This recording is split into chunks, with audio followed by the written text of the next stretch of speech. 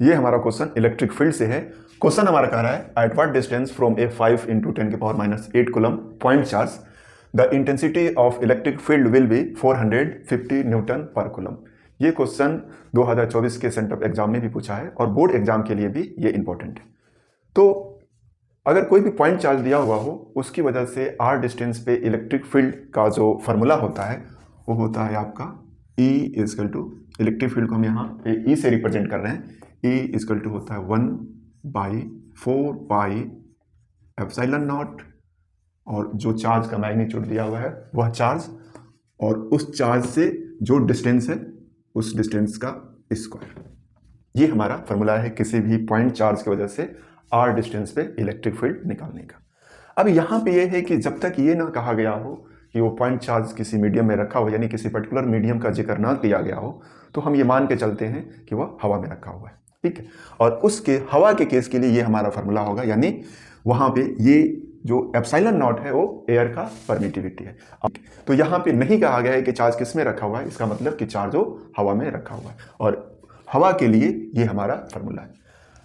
अब electric field का value दिया हुआ है, इलेक्ट्रिक फील्ड का वैल्यू 450 न्यूटन पर कूलम दिया हुआ, तो यहाँ पे ये वैल्यू रखेंगे 450 न्यूटन और इसका 1/4πε0 का वैल्यू जो होता है वो होता है आपका 9 × 10⁹ कूलम लॉ से। जब आप कूलम लॉ पढ़ेंगे तो उसमें ये चीज़ें हैं कि 1/4πε0 का वैल्यू कितना होता है 9 × 10⁹ अब चार्ज का वैल्यू भी दिया हुआ, चार्ज कितना है, चार्ज है आपका 5 × 10⁻⁸। डिस्टेंस का वैल्यू नहीं दिया, मान लिया कि डिस्टेंस क्या है r है, जो कि r² होता है, इसलिए मैंने यहाँ पे r लिखा r²। ठीक है, अब इसको सॉल्व कर लीजिए, बहुत ही सिंपल सा है, यानी r² क्या हो जाएगा, r² हो जाएगा आपका 9 × 10⁻⁹ × 5 × 10⁻⁸/450। यहाँ से कट जाएगा, कितना होगा, ये होगा 550, इसे ये कट जाएगा, ये होगा 10, यानी 10⁹ × 10⁻⁸/10। यहाँ 10⁹ है और यहाँ है 10, तो इससे कटेगा तो क्या हो जाएगा, ये होगा आपका 10⁸ और ये 10⁻⁸। तो 10⁸ × 10⁻⁸ का वैल्यू क्या होगा 1।